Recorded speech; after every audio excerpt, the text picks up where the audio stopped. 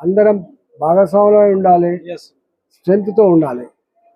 3 మర్చిపో, అయితేనే ఎవడో వింటాడు తప్ప. దీక్షతో అయినా అందరూ ఏకమైనారన్న మెసేజ్ కూడా మనం పంపించచ్చు బయట. మీరు విరమించి వచ్చిన తర్వాత సార్ అన్న అందరం కలిసి మేము చెప్తాం, మేమే చెప్తాం ఎందుకు విధిరా కావాల్సి వచ్చిందో మేము చెప్తాం, మేమే రిక్వెస్ట్ చేసినా చెప్తాం.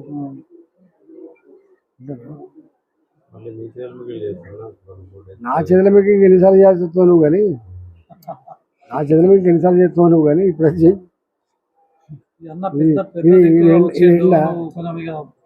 పట్టు వద్దు. మనకు అడ్వాంటేజ్ బయట. నీ ఉద్యమానికి ఇది చివరిది కాదు, మొదటిది కాదు, అనేకం ఉన్నాయి. ఎన్ని చేయాల్సి వస్తుందో మనం, ఇలాంటి ఉద్యమాలు చేయాల్సి వస్తుంది కదా.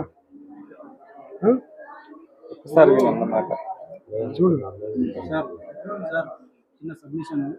మీరు మొదలుపెట్టినటువంటి దీక్షతో యావత్ తెలంగాణలో మేజర్ పార్టీ ఉన్నటువంటి ఒక పెద్ద నాయకత్వం, వాళ్ళతో పాటు మిగతా సంఘాలు, కుల సంఘాలు, విద్యార్థి సంఘాలు, విద్యార్థి నాయకులు అందరూ కూడా అది స్టార్ట్ చేసింది మీ వల్ల.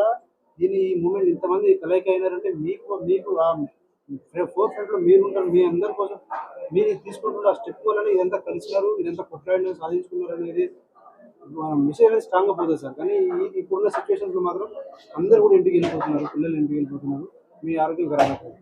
ఇది ఫ్యాక్ట్. 59 రోజులు దీక్ష చేసింది నేనే పోయినా అంటే ఆ రోజు నేను వినలేదు కాబట్టి అనుభవంతో చెప్తున్నాను. ఆ రోజు విని ఉంటే అది పరిస్థితి. ఇప్పుడు మీరు అన్న చెప్పిన తర్వాత మనం విరమిస్తే టోటల్ బీజేపీ మిగతా అందరూ కూడా అన్ని పొలిటికల్ పార్టీలు కూడా ఏకమయ్యి ఒక్క ఇంద్రపాలన ఇప్పుడు 3 రోజులు ఒక అనౌన్స్ చేద్దాం పట్టండి, ఎంత పెద్ద మూమెంట్ చేయండి. ఫర్ ఎగ్జాంపుల్ సార్, వాతావరణం కూడా లేదన్న, నోటిఫికేషన్ ఇచ్చే వాతావరణం లేదు. ఫస్ట్ వాళ్ళకి ఆ ఫోకస్ లేదు. లోకల్ బాడీస్ దాని మీద ఏమీ ఉన్నారు, రిజర్వేషన్ మీద ఉన్నారు. అసలు వాళ్ళు లీస్ట్ కన్సర్న్ ఇప్పుడు ఈ నోటిఫికేషన్ ఇవన్నీ. చెప్పు. వన్ థింగ్, మీరు మొదలు